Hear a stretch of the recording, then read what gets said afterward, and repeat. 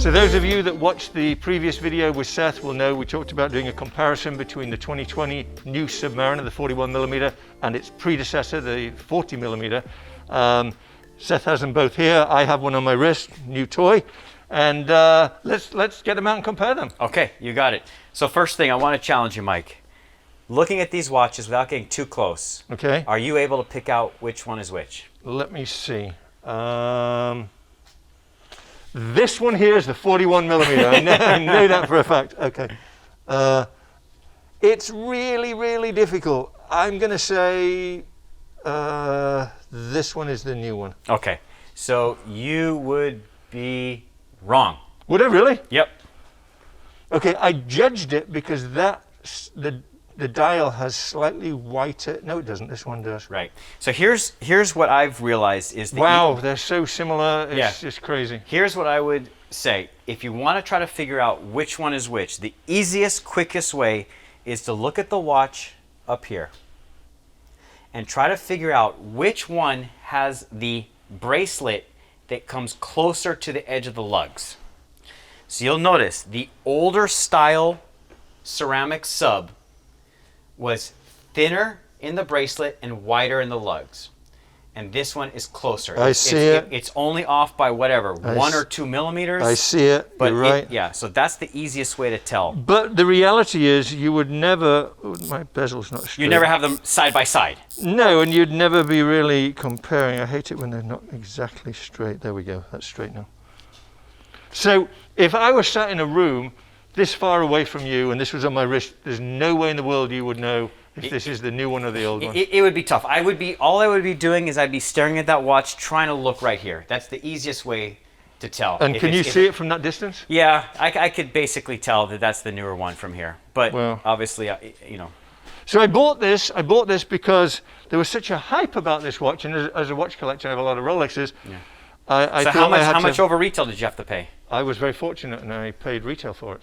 Oh my God. My local authorized dealer called me, said, Michael, you've been a great customer. We have one. Would you like it? And I said, I'm on my way. And then you're so lucky. They love you. Yeah. They love you. I wish everybody could. But I'm not selling it, so it doesn't make me any money.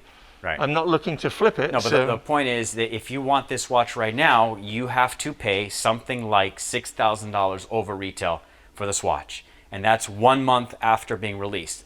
Within the first week of being released, it was like an $8,000 surcharge. It's insane, isn't it? It's really insane. Yeah, it is so amazing. How much is the comparison between the two now? All right, so for basically two watches that look identical. Yeah. So like I said, so as of right now, the end of September, early October, the market price on the new sub is right around $15,500 for brand new. Don't bang that because it'll go up your microphone. It'll sound like thunder. Yeah, you're really concerned about banging, huh?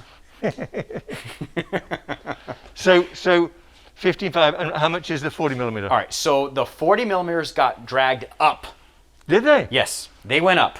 I would have thought they'd have gone down. That's amazing. They actually went up with the new sub, and the new pricing for the new sub. It means the old sub, which looks very similar, actually got a kick up. So where these used to be 10 grand, like let's say at the beginning of COVID, 10.5, now if you want one, you're paying about 12.5 for mint condition box papers, 12.5. Amazing. Yeah. So this particular one, how much are you asking for it? This one in my shop, I believe I'm asking 12.5. That's insane. I would have thought it went the other way, but that makes sense now that you say it. Now the differences that I'm aware of with these two watches, other than the 1mm size, they increased the power reserve, right? They did, yeah. 72-hour power reserve. Look at you, exactly right. I tried to test it, but I forgot to check it. So I'll do another check and see. So they up-spec the movement. I think it was 31.35, now it's a 32.35, I believe. And now, so also some of the other differences, Mike, if I can show you. Please. The bracelet is wider by a millimeter. Let's get that one and put it next to it and see if we can see a difference. Sure. Look what he's doing here. So the bracelet's wider. The buckle is wider. I see it. I actually do see that. That's you noticed the buckle. So for clarification, this is the 2020.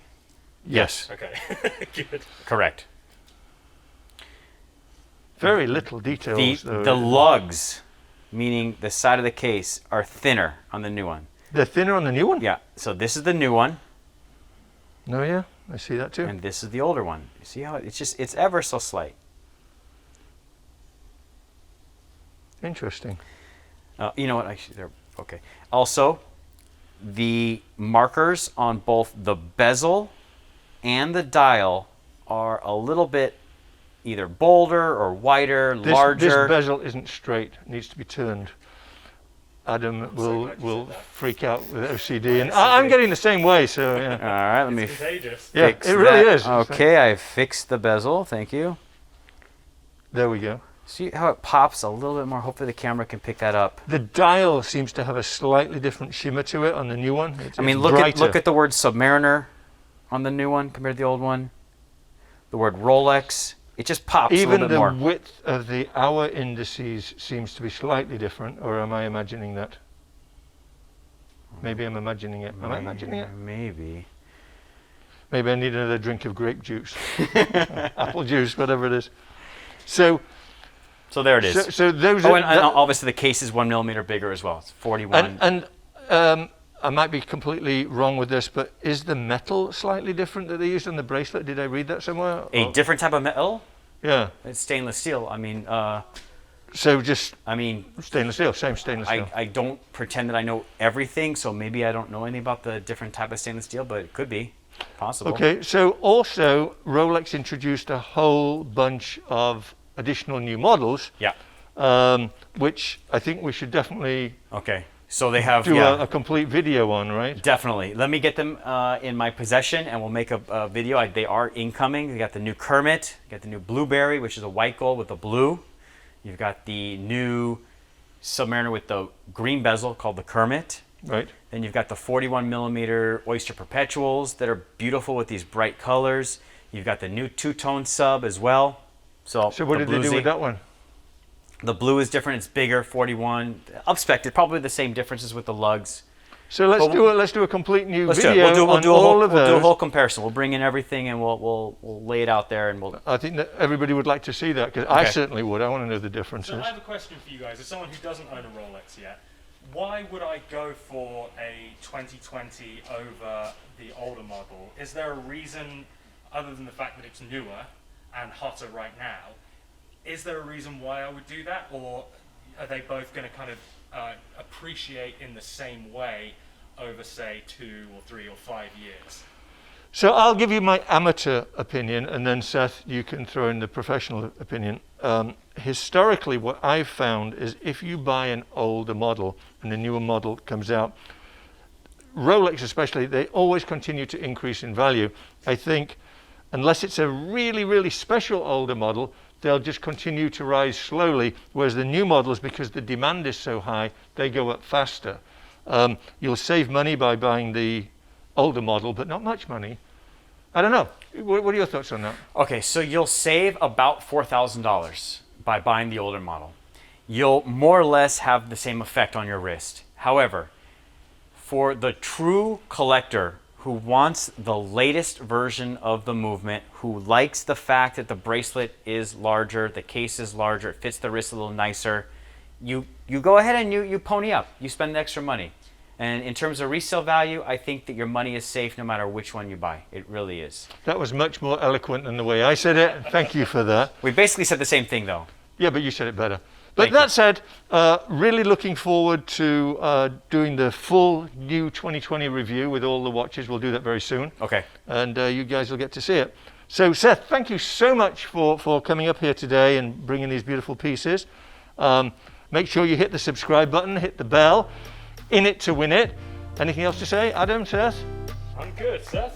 It was an honor to be invited to your house, by the way. Thank you Cheers very much. to that, and this was fun.